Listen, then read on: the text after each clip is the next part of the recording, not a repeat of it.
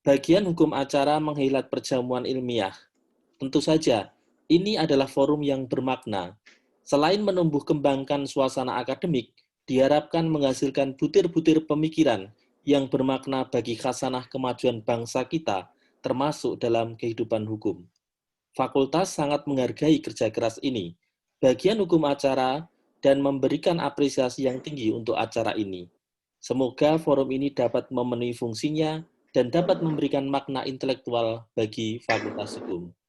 Atas nama Fakultas Hukum, kami mengucapkan terima kasih kepada Bapak Ketua Bagian Hukum Acara yang telah mengkoordinasikan penyelenggaraan acara ini, dan juga kepada terutama mitra kami dari Kementerian Dalam Negeri yang telah berkenan untuk menjadi salah satu narasumber dalam acara ini. Demikian yang dapat kami sampaikan, diiringi doa kami semoga acara dapat berjalan dengan hikmat dan selesai pada waktunya. Terima kasih. Waktu kami haturkan kembali kepada pembawa acara. Wassalamualaikum warahmatullahi wabarakatuh. Waalaikumsalam warahmatullahi wabarakatuh. Menginjak acara selanjutnya, yaitu acara inti. Dalam acara inti akan dibantu oleh moderator kepada Ibu Zaki Aldiani SHMH LMM. Waktu dan tempat kami silakan. Baik, terima kasih MC. Alhamdulillah pada hari ini Senin 7 September 2020 kita bisa berdiskusi tentang upaya administrasi penyelesaian sengketa Pilkades. Ada setidaknya 2 narasumber yang kita undang untuk bisa berbagi materi. Pertama adalah Bapak Raden Gani Muhammad SHMAP. Selamat siang Pak Raden.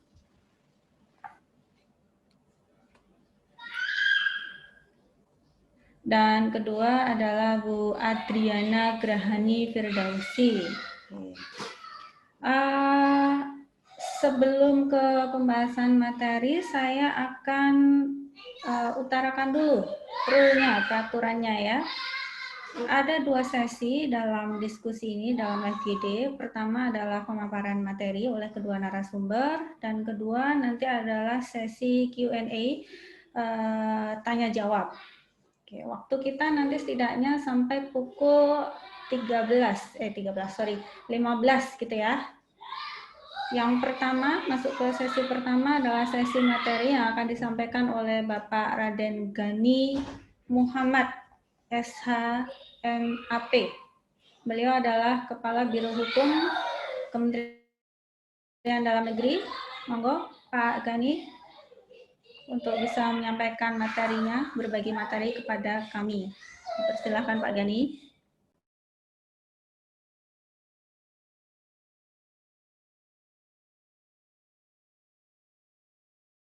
Ibu sekalian yang tidak bisa saya sebutkan satu persatu. Assalamualaikum warahmatullahi wabarakatuh. Salam sejahtera buat kita semua. Om Swastiastu, Namo Buddhaya. Bapak Ibu sekalian, suatu kehormatan bagi saya bisa bergabung dalam Zoom meeting ilmiah ini.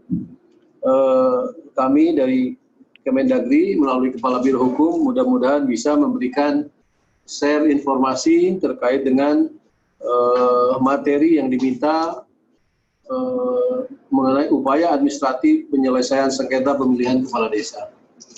Nah, ini menjadi menarik bagi kami, ada perhatian dari Bapak Ibu sekalian menyoroti terkait dengan dinamika permasalahan atau dinamika terkait dengan penyelenggaraan pemerintahan di desa.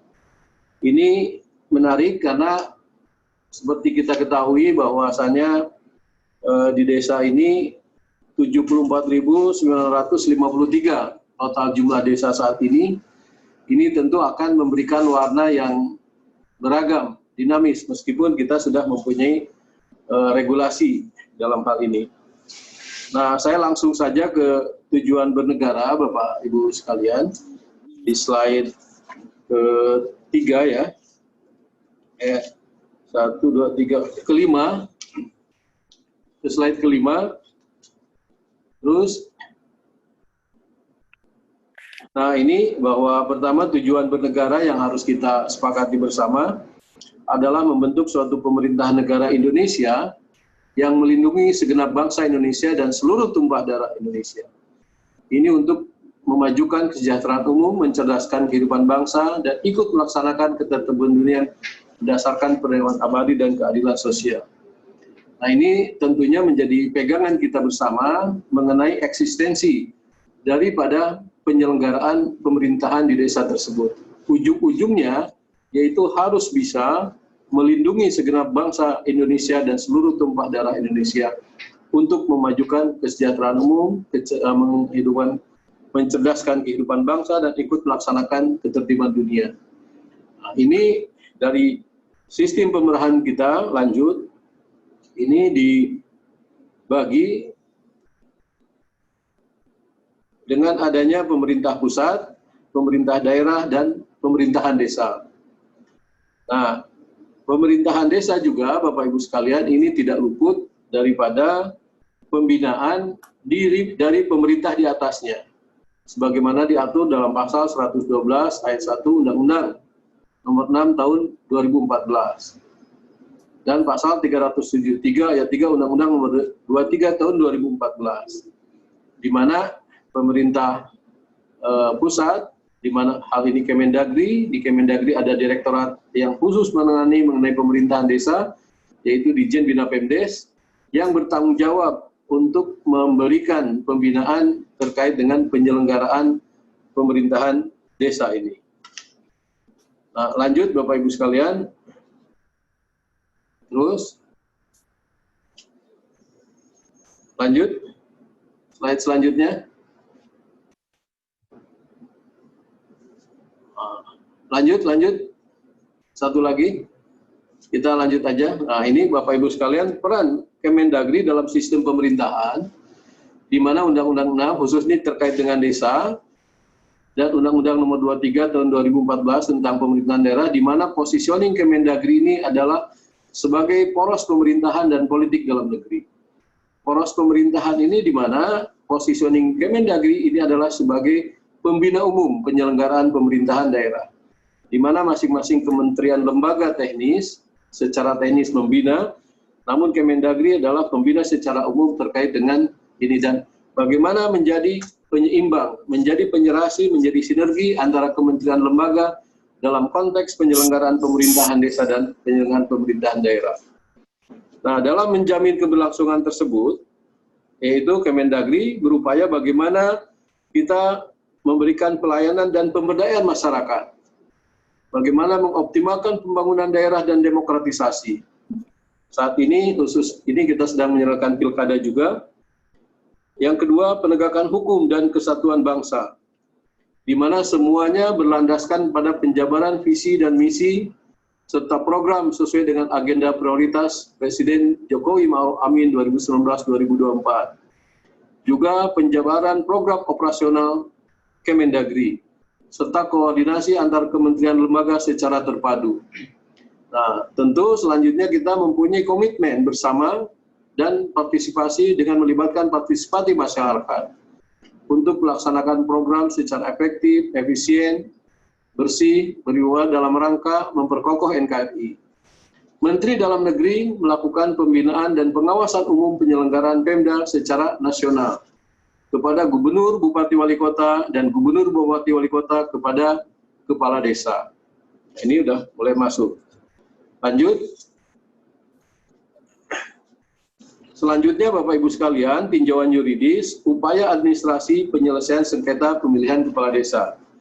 Jadi sebagaimana kita ketahui dalam konteks penyelesaian sengketa, itu tentu kita ada pendekatan melalui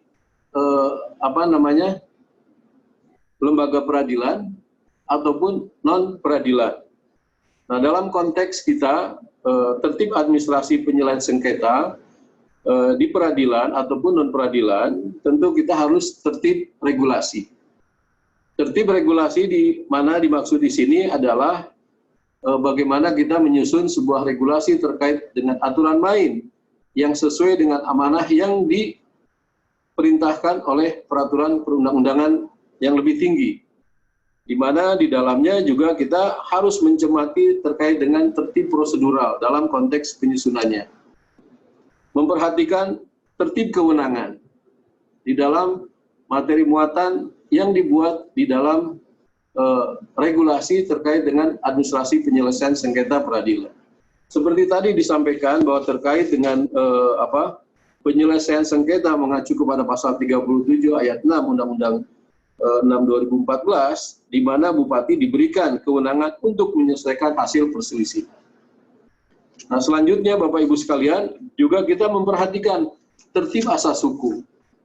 Nah, asas-asas hukum yang kita cermati, banyak sebenarnya asas hukum, tetapi dalam konteks kita berperkara, dalam konteks penyelesaian permasalahan, baik yang litigasi maupun non-litigasi, kita ada 4 asas yang selalu kita cermati, pedomani berdasarkan praktek peradilan di lingkungan pengadilan. Pertama, lanjut, asas lex superiori derogat legi inferiori.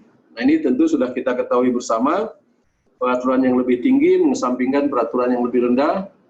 Asas lex specialis derogat legi generalis, asas aturan yang khusus mengesampingkan yang umum.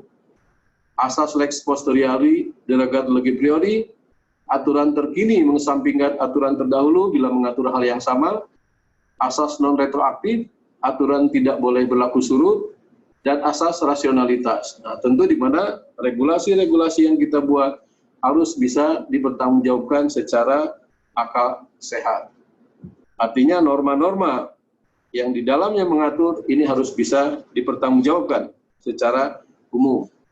Lanjut Bapak Ibu sekalian, kita di dalam mempedomani menjalankan terkait dengan penyelesaian upaya administrasi, tentu kita mulai dari Undang-Undang Dasar tadi, tujuan bernegara, Undang-Undang 12 2011, Undang-Undang 6 2014, Undang-Undang 23, Undang-Undang 30 2014 tentang administrasi pemerintahan, PP 43 nomor 43 2014, Peraturan Pelaksanaan Undang-Undang 6 2014, sebagaimana telah diubah dengan PP 11 tahun 2019 tentang perubahan kedua atas PP 43 tahun 2014.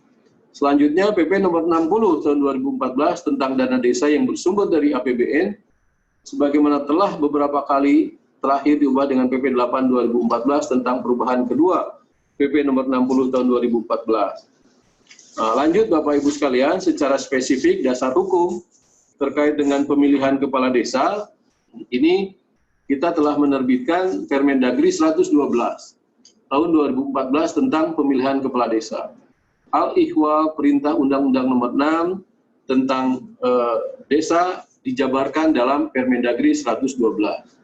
Selanjutnya dalam dinamika perkembangan selanjutnya ada revisi atau perubahan atas Undang-Undang Permendagri 112 dengan dilahirkannya Permendagri 65 2017 tentang perubahan Permendagri 112 2014.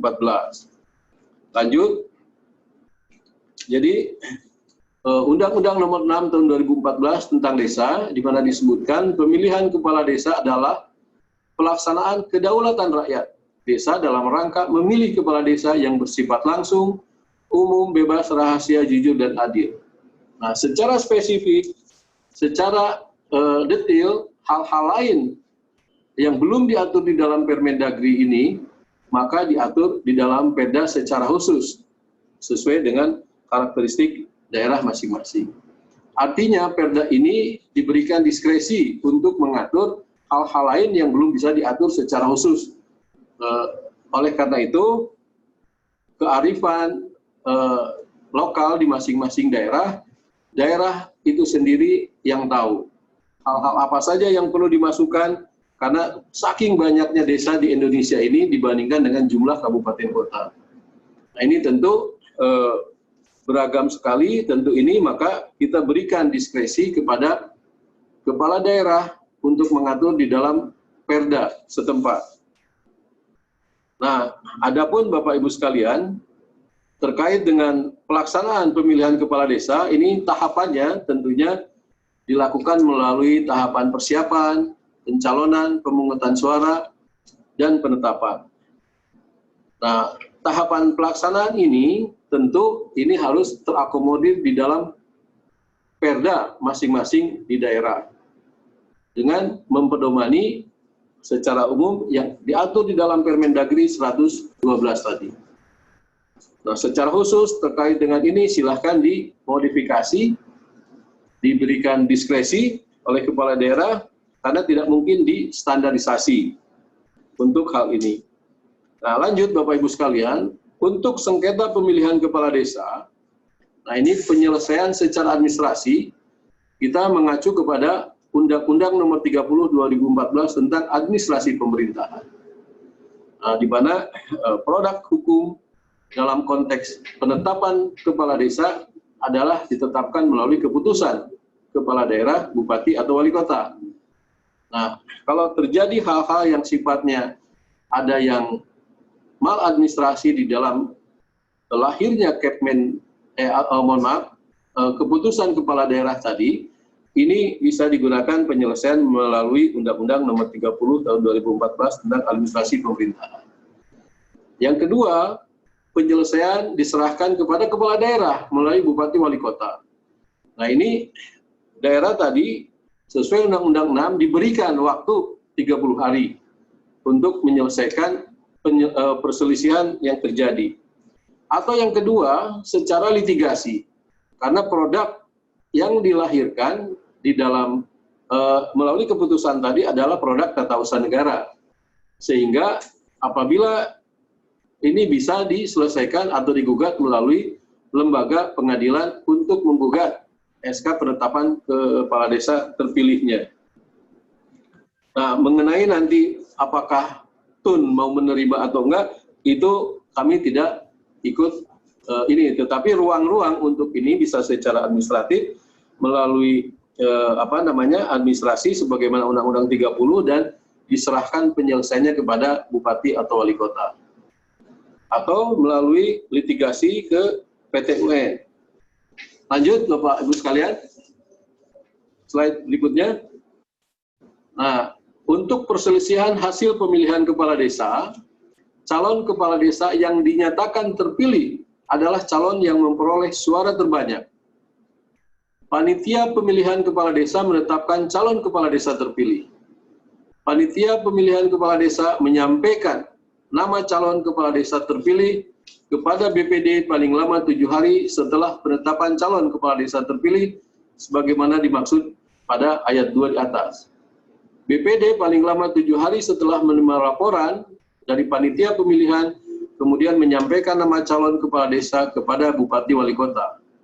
Ini Bupati Wali Kota mengesahkan calon kepala desa terpilih sebagaimana dimaksud pada ayat 3 menjadi kepala desa paling lama 30 hari sejak tanggal diterima penyampaian hasil pemilihan dari panitia pemilihan kepala desa dalam bentuk keputusan Bupati Wali Kota. Dalam hal terjadi perselisihan hasil pemilihan kepala desa, Bupati atau Wali Kota wajib menyelesaikan perselisihan dalam jangka waktu sebagaimana dimaksud pada ayat 5, yaitu diberikan waktu 30 hari tadi. Itu bunyi daripada pasal 37 ayat 6 Undang-Undang Nomor 6 Tahun 2014. Lanjut Bapak Ibu sekalian. Nah, prinsip penyelesaian dalam konteks ini, selain itu juga Bapak Ibu sekalian, di dalam PP ini juga bunyinya hampir sama dengan tadi, bunyi pasal 37 ayat 6 tadi. Dalam hal terjadi perselisihan hasil pemilihan kepala desa, Bupati garing Wali Kota wajib menyelesaikan perselisihan dalam jangka waktu 30 hari. Ini ada tantangan bagi kepala daerah, khususnya Bupati Wali Kota, untuk bisa menyelesaikan dalam jangka waktu 30 hari ini. Lanjut.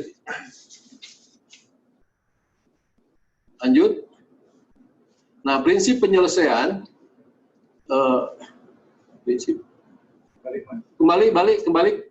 balik lagi. Prinsip penyelesaian perselisihan hasil pemilihan kepala desa pada prinsipnya diperiksa dan diputus secara cepat, tepat, dan sederhana. Putusan perselisihan merupakan putusan pada tingkat pertama dan terakhir yang bersifat final dan mengikat.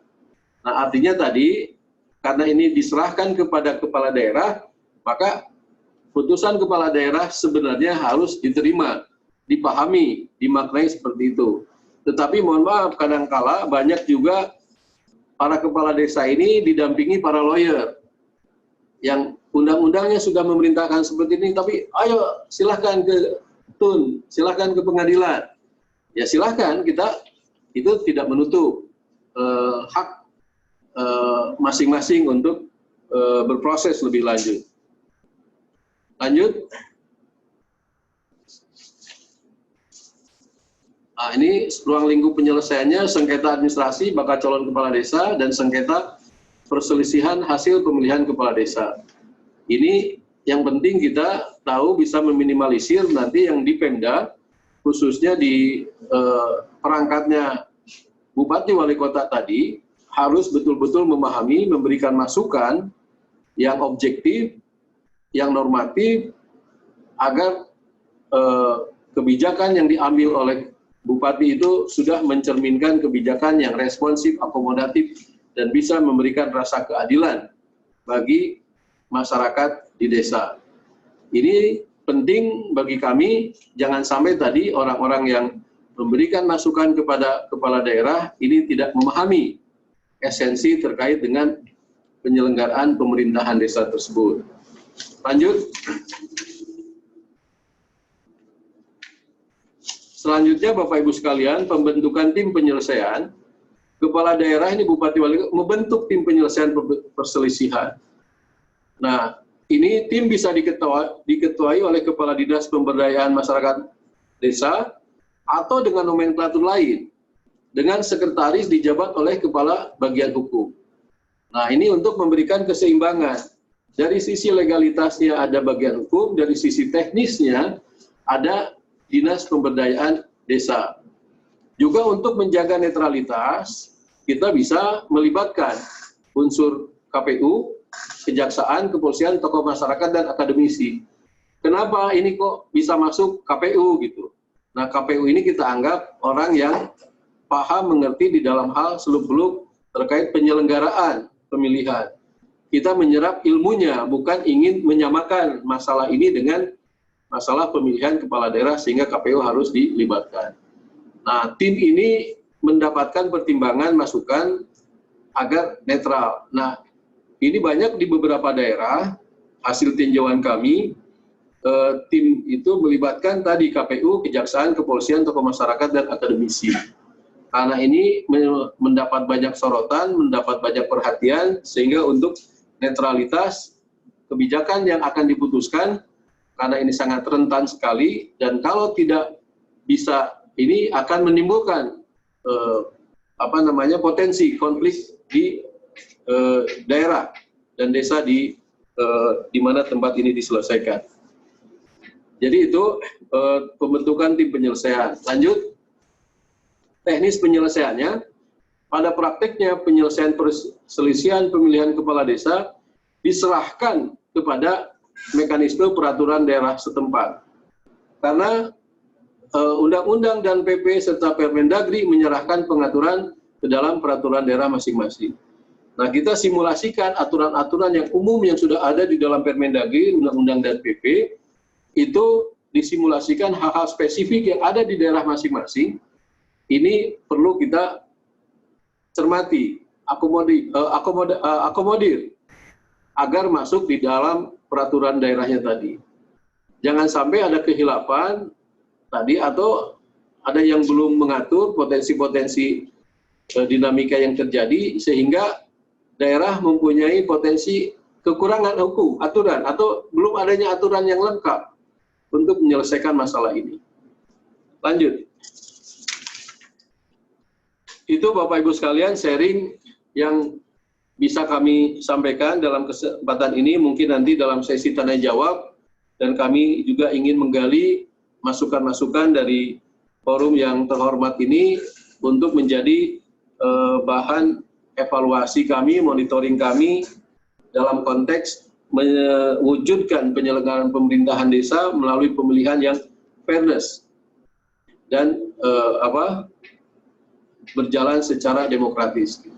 Demikian yang bisa saya sampaikan. Mohon maaf bila ada kehilafan dan kekurangan. Billahi taufiq wal hidayah. Assalamualaikum warahmatullahi wabarakatuh. Waalaikumsalam warahmatullahi wabarakatuh. Terima kasih Pak Gani atas sharing materinya.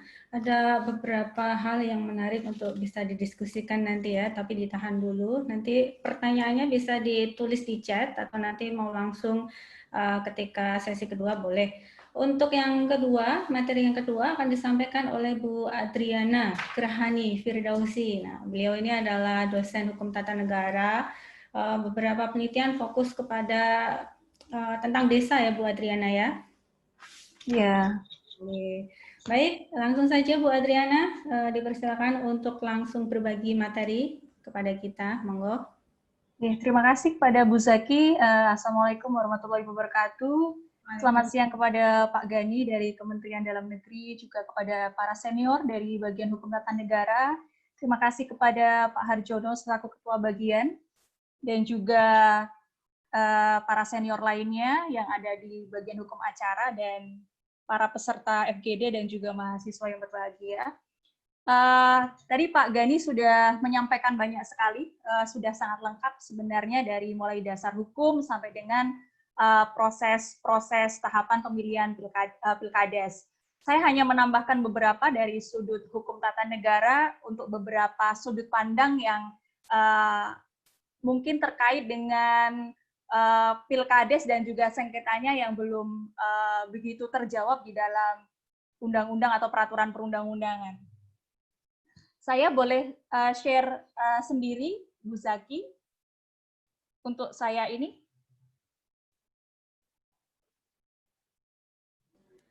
Teknisi mohon bisa dibantu untuk Bu Adriana bisa share sendiri.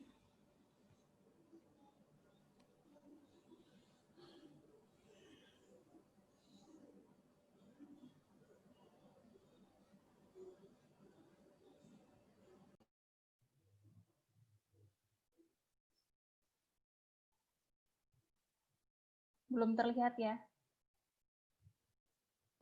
Belum.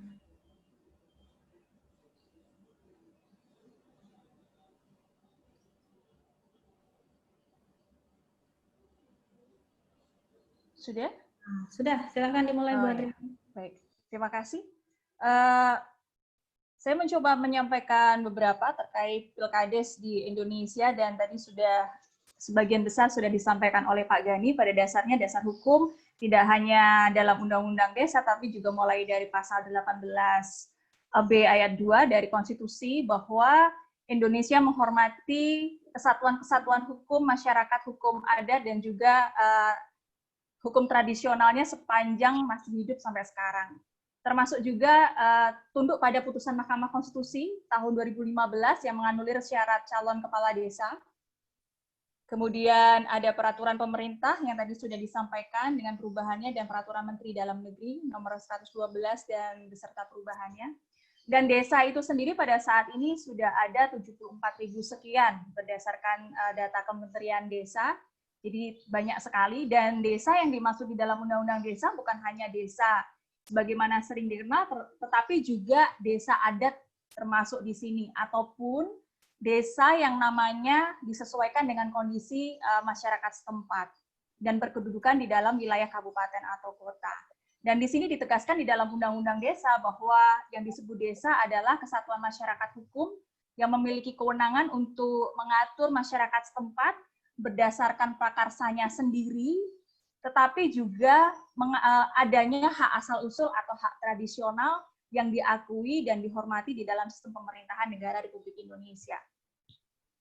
Kelembagaan desa itu sendiri ada yang disebut pemerintahan desa, yang terdiri dari pemerintah desa, yang dipimpin oleh kepala desa dan juga dibantu perangkat, dan juga ada badan permusyawaratan desa yang merupakan keterwakilan wilayah dan ditetapkan secara demokratis. Pilkades disebutkan di dalam Undang-Undang Desa dikatakan dilakukan serentak di seluruh wilayah kabupaten kota dan pemilihannya ditetapkan melalui perda yang dibuat oleh kabupaten atau kota. Dan di dalam Pilkades ini, sebagaimana sudah disampaikan oleh Pak Gani, bahwa yang melakukan kewenangan di dalam kelembagaan desa, yaitu Badan Permusyawaratan Desa, dengan memberitahukan kepada kepala desa kalau sudah berakhir masa jabatannya. Dan BPD ini nantinya yang membentuk panitia pemilihan kepala desa. Dan perlu digarisbawahi bahwa pemilihan kepala desa ini bersifat mandiri, tidak memihak, yang terdiri dari unsur perangkat desa, lembaga kemasyarakatan, termasuk tokoh masyarakat desa. Selain ditentukan di dalam undang-undang desa bahwa kepala daerah itu dipilih langsung, sifatnya sama seperti pemilu pada umumnya dan juga pilkada, langsung, umum, bebas, rahasia, jujur, adil, dan juga melalui beberapa tahapan.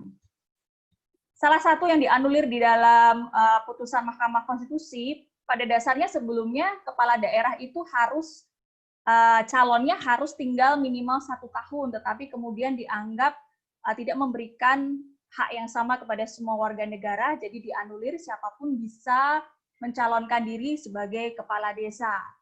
Dan calon kepala desa ini nantinya yang sudah ditetapkan diumumkan kepada masyarakat desa di tempat umum dan melakukan kampanyenya sesuai dengan kondisi sosial budaya masyarakat desa dan peraturan perundang-undangan. Saya bold merah itu sebagai pengakuan hak asal-usul yang sudah diatur di dalam pasal 18B dari Undang-Undang Dasar. Dan calon kepala desa yang terpilih ini nantinya yang akan memperoleh suara terbanyak yang akan ditetapkan oleh panitia pemilihan kepala desa yang kemudian nanti akan diserahkan kepada bupati atau wali kota. Kemudian saya bold lagi bahwa pada dasarnya pemungutan suara itu memberikan surat suaranya seperti pilkada pada umumnya, tetapi juga ada alternatif didasarkan pada kebiasaan masyarakat desa setempat. Jadi demokratisnya di sini ada pilihan-pilihan ya, jadi tidak selalu melalui surat suara yang berisi nomor, foto, dan lain-lain, tetapi juga undang-undang memberikan alternatif bahwa pada dasarnya bisa dilakukan sesuai kebiasaan masyarakat setempat. Dan seperti mekanisme lainnya tadi sudah disampaikan oleh Pak Gani, dan pada dasarnya Bupati Wali Kota mengesahkan calon kepala desa yang terpilih paling lama 30 hari sejak disampaikan oleh panitia dalam bentuk keputusan.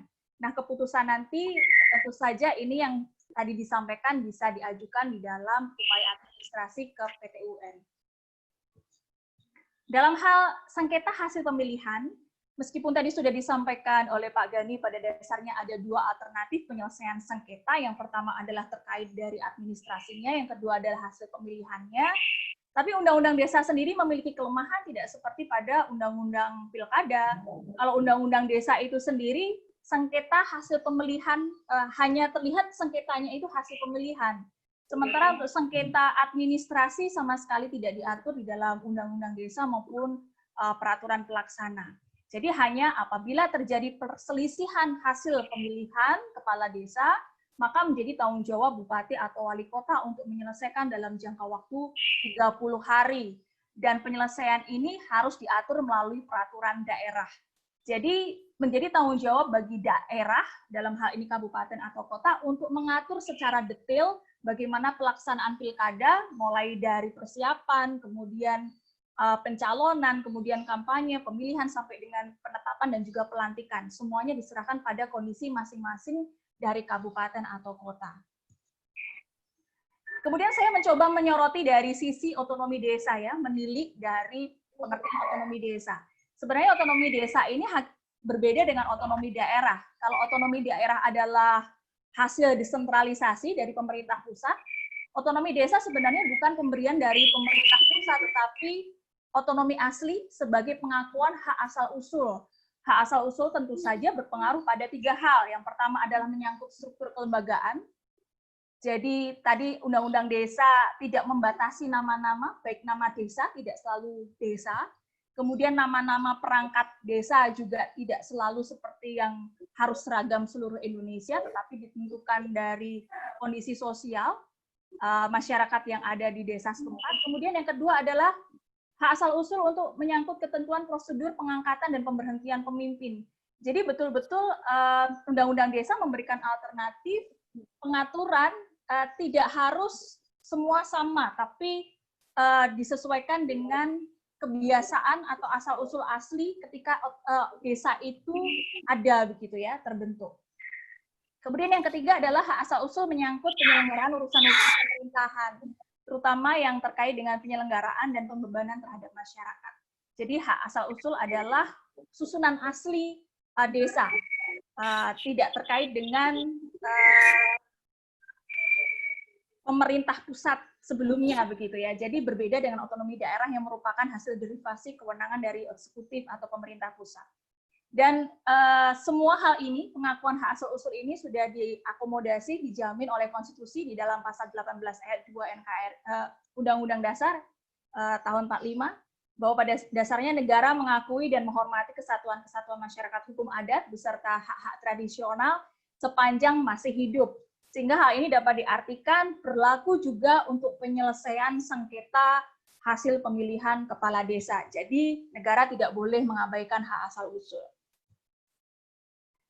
Kemudian saya menyoroti dari otonomi desa yang merupakan otonomi asli, pengaturan dalam undang-undang desa dan peraturan pelaksananya yang menekankan pada kondisi sosial masyarakat desa setempat, sehingga hal ini tidak sejalan dengan aturan bahwa kalau ada sengketa, maka menjadi kewenangan bupati atau wali kota untuk menyelesaikan, karena dalam hal ini dapat berpotensi untuk mengabaikan hak asal-usul. Terlebih mengingat bahwa bupati atau wali kota itu merupakan jabatan politik. Jadi ketika ada jabatan politik, bisa saja mempengaruhi terhadap penyelesaian sengketa itu sendiri. Dengan demikian, saya menyoroti ketika dalam penyusunan peraturan daerah terkait pilkades, maka seharusnya desa menjadi sumber utama materi kebijakan dan tidak bersifat top-down. Jadi ketika perda ini diatur oleh bupati atau wali kota atau pemerintahan daerah, kabupaten atau wali kota, sejak awal penyusunannya, desa betul-betul dilibatkan paling tidak membuat rancangan. Bagaimana mekanisme mulai dari pencalonan sampai dengan penetapan itu diserahkan kepada desa, meskipun nanti dalam formalnya perda ini kemudian yang mengeluarkan adalah dari pemerintahan daerah. Kemudian menilik pada Pemda sebagai derivatif kekuasaan eksekutif, maka di sini sebenarnya dalam konsep trias politika atau prinsip negara hukum, bupati atau wali kota atau pemerintahan daerah kota atau kabupaten itu adalah eksekutif yang ada di daerah. Sehingga ketika bupati atau wali kota diberikan kewenangan untuk menyelesaikan sengketa hasil pilkades, sebenarnya ini menyimpangi mekanisme check and balances. Karena pilkades adalah eksekutif, kemudian diselesaikan juga oleh eksekutif. Jadi menyimpangi adanya check and balances dan berpotensi menimbulkan kekuasaan absolut, itu menurut saya. Dan penyelesaian sengketa lebih tepat dilakukan oleh lembaga yudikatif sebagai kontrol mekanisme check and balances. Lalu siapakah lembaga yudikatif yang berwenang? Kalau saya menyoroti, sebenarnya kalau undang-undang desa dalam hal ini bolongnya banyak sekali ya, karena memang tidak lengkap. Jadi hanya kalau terjadi sengketa pemilihan diserahkan kepada bupati atau wali kota. Tetapi saya mencoba menyandingkan dengan pilkada. Kenapa harus sandingan dengan pilkada? Karena pilkada dan pilkades sama-sama tidak masuk dalam rezim pemilu menurut Undang-Undang Dasar. Dan berdasarkan putusan MK, karena bukan merupakan rezim pemilu, maka sengketanya tidak diberikan kewenangan kepada MK, namun kemudian ada pengaturan khusus yang baru bahwa akan dibentuk lembaga peradilan yang khusus, meskipun sebelum itu terbentuk, sengketa hasil pemilu tetap dijalankan oleh MK. Dan bagi saya sengketa pilkada ini juga berarti sama dengan pilkades, meskipun hal ini juga menjadi PR menurut saya ya.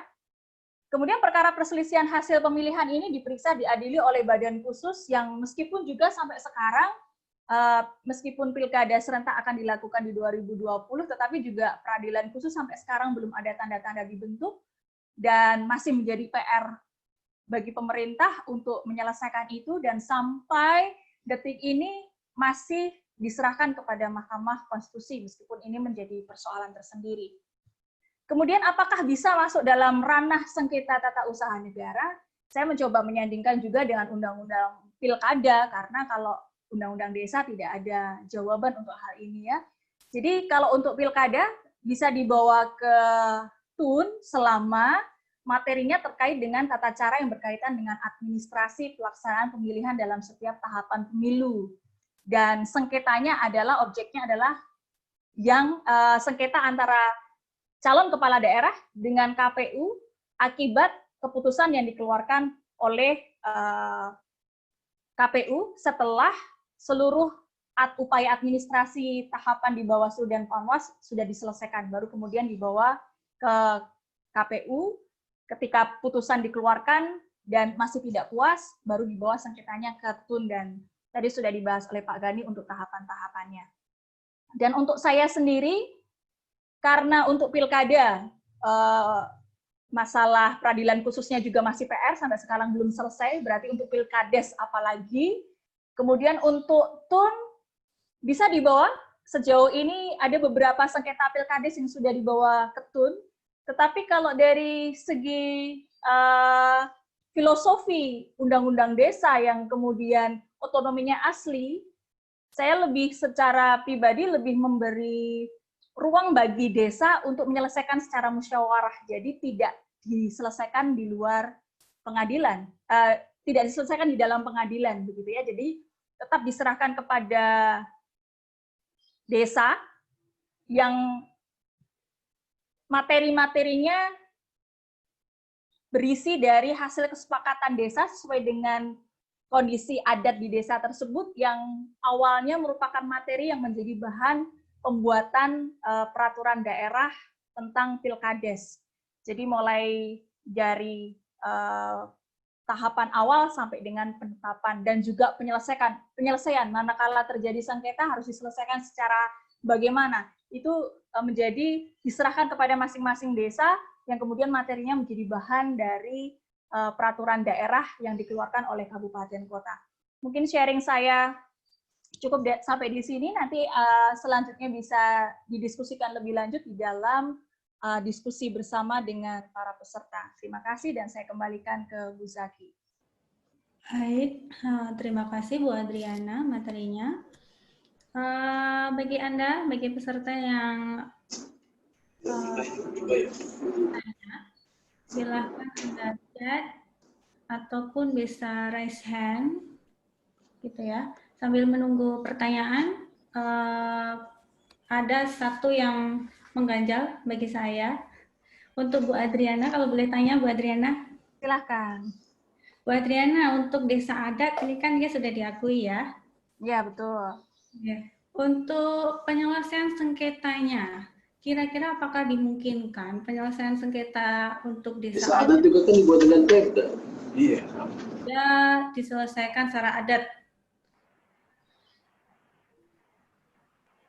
Kalau dari undang-undang, iya, oke. Kalau dari undang-undang desa itu sendiri, sebenarnya semua sengketa yang ada di desa dikembalikan kepada desa sesuai dengan hak asal-usul. Jadi memberikan keleluasaan bagi desa untuk menyelesaikan. Hanya memang karena dalam struktur NKRI dan desa itu ditempatkan di bawah kabupaten kota, supaya NKRI-nya ini nggak putus, maka bupati dan wali kota ditempatkan di atas desa. Dan ini kalau tidak berhati-hati tadi mengurangi hak asal-usul yang desa miliki, begitu Bu Zaki. Gitu ya. Dan kalau tadi sesuai dengan di awal, runutannya adalah penyelesaian ini kan kemudian diatur di dalam perda. Nah, perda inilah yang kemudian seharusnya melibatkan desa untuk memutuskan pilihan-pilihan yang mereka miliki.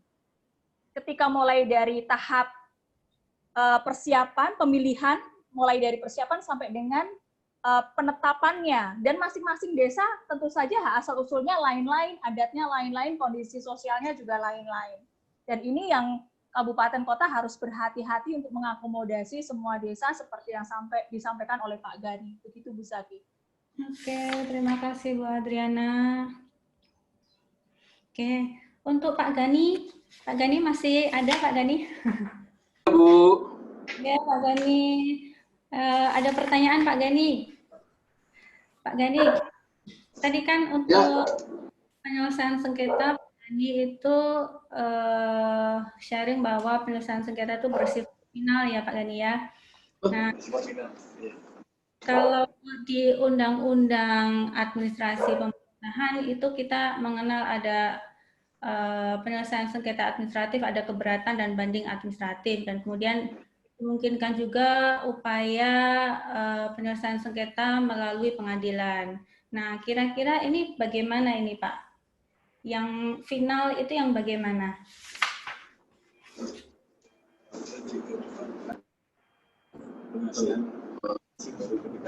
Baik, Ibu, menyimak apa yang disampaikan oleh Ibu tadi pertanyaannya. Intinya, sesuai dengan amanah undang-undang, pertama, kewenangan itu diberikan kepada Bupati, yang wajib menyelesaikan selama 30 hari. Nah, artinya, ini Bupati, pada saat menetapkan itu tentu harus berlandaskan kepada, ini proses ke belakang juga, kepada kelengkapan perdanya. Yang kedua, regulasi itu terkait dengan pemilihan kepala desa, itu harus benar-benar disosialisasikan kepada para calon. Para calon ini intinya pada saat ikut kompetisi harus siap menang dan siap kalah. Ya. Nah, regulasi-regulasi itu ada di dalam pengaturan-pengaturan tadi, ada di dalam perda. Nah, sehingga pada saat Bupati memutuskan perkara tadi bersifat final tadi bisa diterima oleh para pihak. Karena jelas polisinya. Kadang memang celah-celah ini, tadi saya bilang, digunakan oleh lawyer-lawyer. Di mana saat ini para kepala desa ini gengsinya sudah naik. Dengan anggaran dari pemerintah yang sudah sampai 70 triliun untuk 2020 ini. Ya, di mana tiap desa kebagian sekian miliar. Nah, ini banyak orang sekarang prestis, berani bertaruh seperti mencontoh kakak-kakaknya di kabupaten kota dalam pemilihan, menghabiskan biaya banyak, gitu kan? Dia tidak puas dengan upaya penyelesaian tadi. Nah, seharusnya dengan 30 hari oleh Bupati dan Bupati sudah merespon semua aturan di dalam perdanya, itu bisa selesai. Tetapi karena ada tadi pengaruh-pengaruh, masih ada peluang, wah ini masih ada peluang ini. Nah, padahal ketidaktahuan hukum itu, tetapi lawyer ini masih mendesak. Yang penting lawyer ini ngebul terus, gitu kan. Nah, ini banyak case-case di kepala desa seperti itu, padahal ya sudah tidak bisa. Maka kalau diterima oleh pengadilan tuh, ya silahkan diproses. Tapi kalau menolak, tadi karena nanti dilihat dari ininya apakah terkait apa pengaduan ini. Ya, objek tuntutannya seperti apa, nah ini yang akan menentukan nanti diterima atau tidaknya oleh tun tadi. Nah, saya berharap dengan final dan mengikat itu, yaitu tentu harus by proses, di mana kabupaten kota saya sepakat pada saat nyusun perda, ini harus melibatkan masyarakat desa, kepala desa, dan juga pada saat fasilitasi penyusunan perda kabupaten kota diperiksa oleh gubernur, itu juga orang yang harus paham. Ya, satu paket, karena Permendagri 120/2018, perda kabupaten kota itu harus mendapat fasilitasi dari gubernur. Nah, di situ dicek kelengkapan-kelengkapan di situ. Nah, jadi itu intinya, Bu. Ya, pada tataran kita tidak bisa mensamaratakan, menstandarkan tadi, karena jumlah desa yang begitu banyak, dan kalau kebayang kalau ini diselesaikan melalui mekanisme litigasi, ribuan desa yang akan antriannya panjang sekali di pengadilan. Makanya kembali kepada mekanisme untuk cepat murah tadi, melalui mekanisme kebijakan oleh kepala daerah. Demikian, Bu. Baik, terima kasih Pak Gani penjelasannya. Ini berarti penyelesaian sengketa yang final tapi tidak final. Oke, ada satu pertanyaan, satu lagi ini dari Pak Ito. Monggo Pak Ito Dwi Kurniawan. Terima kasih Bu Yati. Mohon izin Bapak Kepala Biro, mohon izin untuk bertanya. Ya. Dalam hal ini kan tiap perda ataupun pergub, karena Pemkab itu kadang tidak tidak linear semuanya menggunakan perda, ada produk hukum yang pergub, dan kedua-duanya ini tidak mengatur tentang upaya penyelesaian sengketanya, Bapak. Gimana regulasinya dari Kemendagri? Yang pertama adalah hal tersebut. Yang kedua tentang menyikapi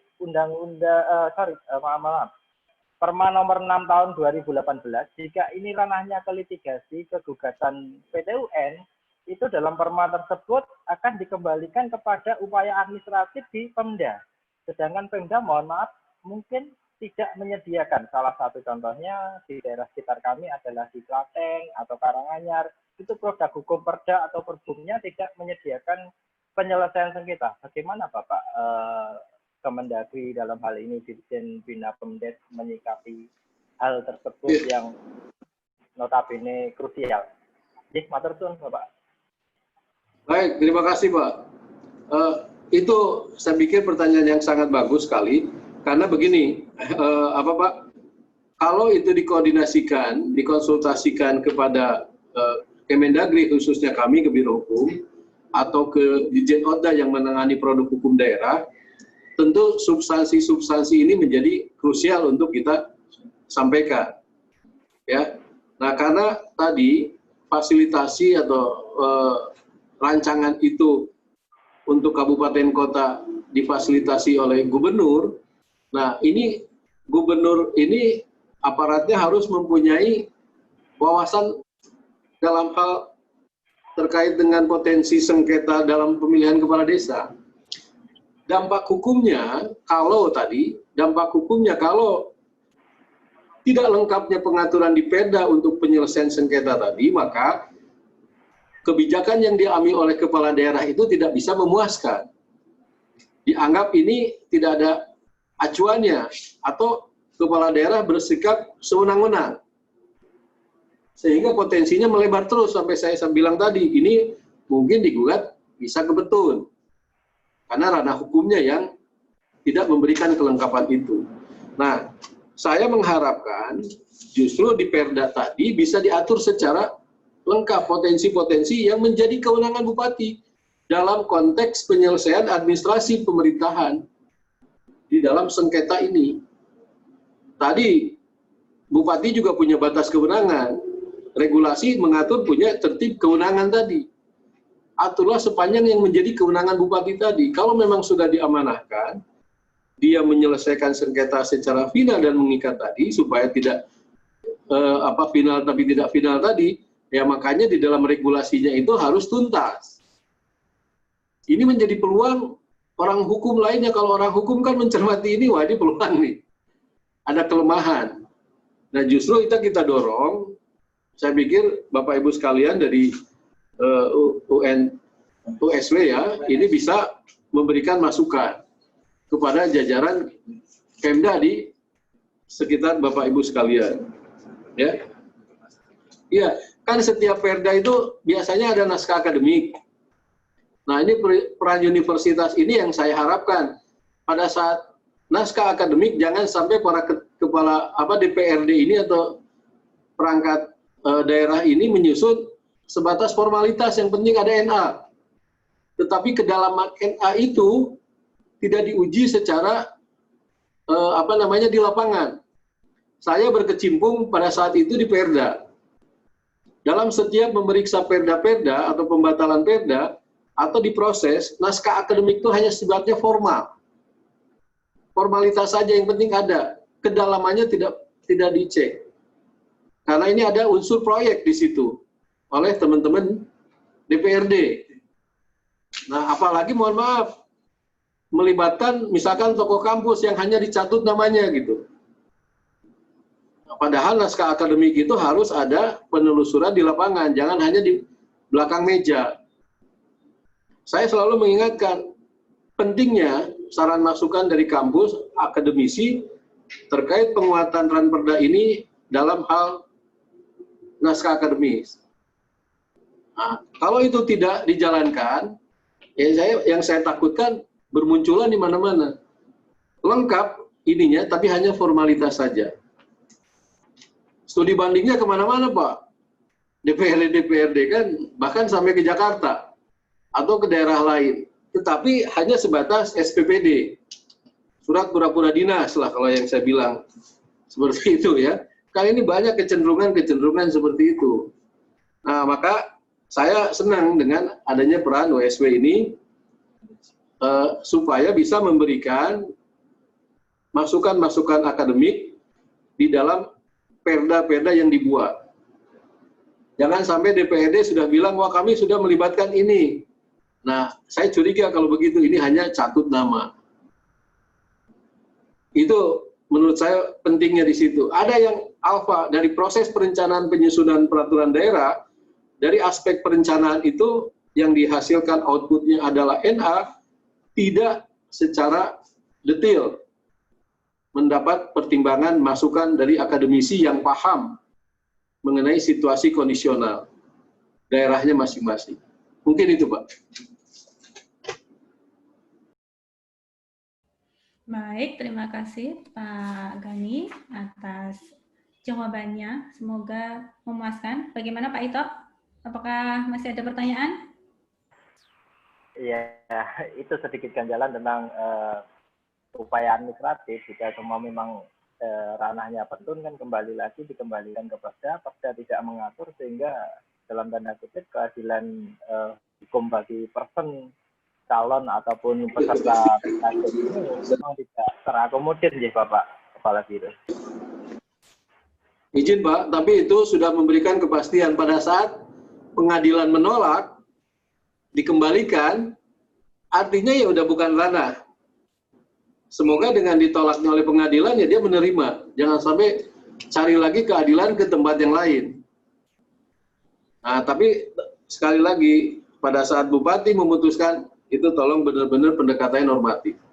Tidak berdasarkan pendekatan perasaan. Karena perasaan Pak Bupati tentunya beda dengan Ibu Bupati. Jadi objektivitasnya bisa berbeda juga. Gitu. Demikian, Mbak. Baik, terima kasih. Gimana Pak Ito? Masih ada yang mengganjal lagi? Terima kasih Bapak Kepala Biro Hukum. Ya. Baik. Ada yang lain? Ada yang mau bertanya? Oke. Kalau tidak ada, karena sudah jam 15, maka boleh kita akhiri ya. Saya akhiri untuk FGD kali ini. Saya kembalikan kepada MC. Terima kasih dan wassalamualaikum warahmatullahi wabarakatuh. Waalaikumsalam. Waalaikumsalam warahmatullahi wabarakatuh. MC dulu. Oke, sebelum kita tutup, ada sesi foto bersama dulu. Diharapkan untuk Jadi capture.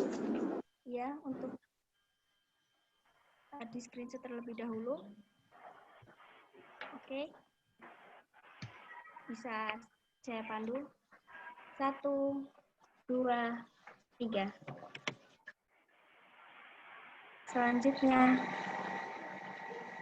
1, 2, 3. Yang terakhir 1, 2, 3. Sudah, terima kasih. Kembali mengingatkan untuk seluruh peserta yang belum presensi bisa melakukan presensi terlebih dahulu. Sudah saya kirim di grup chat ya. Jadi bagi seluruh peserta silahkan melakukan presensi masing-masing. Seperti itu. Terima kasih sudah hadir pada acara forum group discussion pada hari ini.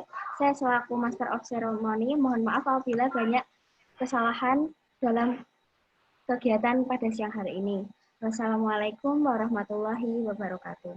Waalaikumsalam. Terima kasih Bapak Kabiro Hukum Kemendagri. Terima kasih. Terima kasih Pak Gani, Bu Adriana. Terima kasih kembali.